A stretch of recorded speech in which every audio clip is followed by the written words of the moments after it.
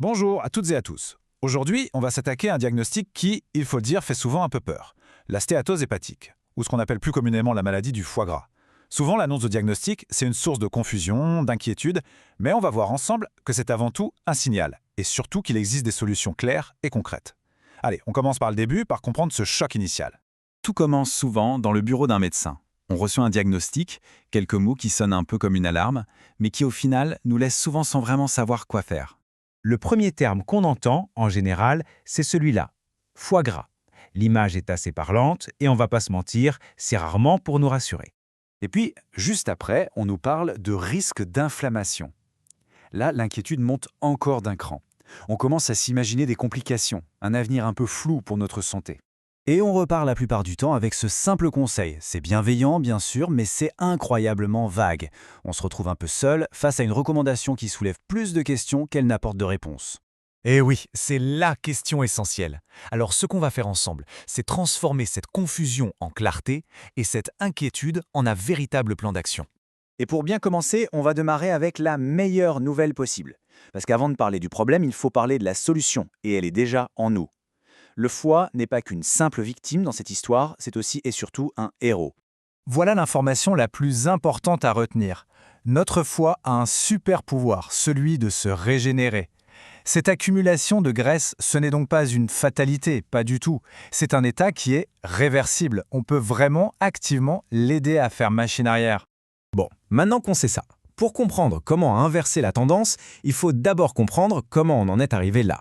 Et la clé, elle se trouve dans la façon dont notre corps, et en particulier notre foie, gère le sucre. Notre premier réflexe, c'est souvent de se dire « il faut que je mange moins ». Mais en réalité, la clé est un peu plus subtile. Le vrai problème, ce sont ces montagnes russes invisibles, les fameux pics d'insuline, qui sont déclenchés chaque fois que le sucre arrive trop vite et en trop grande quantité dans l'organisme. Ce processus, il a un nom un peu scientifique, la lipogénèse hépatique. En fait, c'est un mécanisme de survie tout à fait normal, mais qui s'emballe quand le foie est débordé. Face à un afflux de sucre, sa seule solution, c'est de le transformer en graisse pour le stocker. C'est un peu comme si le sucre devait déménager. Quand il arrive en trop grande quantité, surtout le fructose qu'on trouve dans les sodas ou les jus, le foie est le seul organe capable de le gérer. Le problème, c'est que s'il est débordé, il sature. Il n'a plus qu'une seule option, convertir ce sucre en graisse et le stocker sur place. C'est ça l'origine de la stéatose.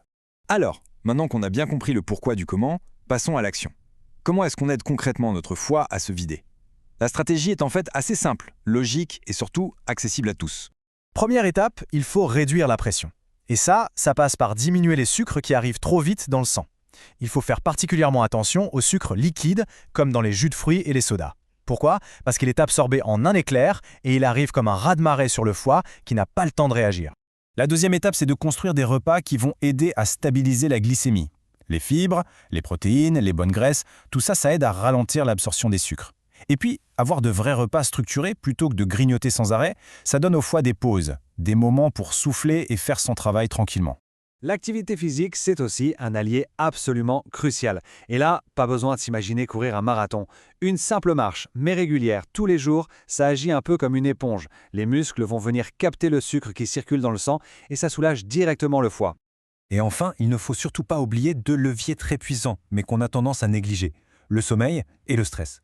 Le manque de sommeil ou un stress qui devient chronique, ça dérègle complètement nos hormones, comme le cortisol, et ça pousse notre corps à stocker plus de graisse, en particulier au niveau du foie.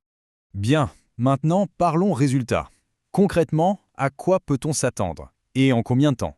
L'idée, ce n'est pas de viser la perfection, mais bien la progression.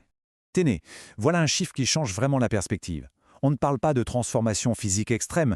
Une perte de poids modeste, de l'ordre de 5 à 10% seulement, suffit à réduire de manière vraiment spectaculaire la graisse stockée dans le foie.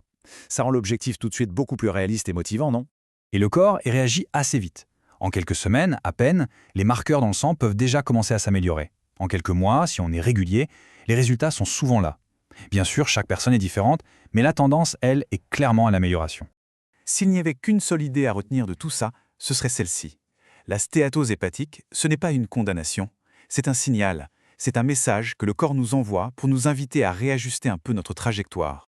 C'est une simple question de surcharge en fait. Le système a été débordé, tout simplement. Mais notre corps a une capacité d'adaptation et de guérison qui est incroyable. Une fois qu'on enlève la pression, il sait très bien comment faire pour revenir à un fonctionnement plus sain. C'est juste un retour à l'équilibre.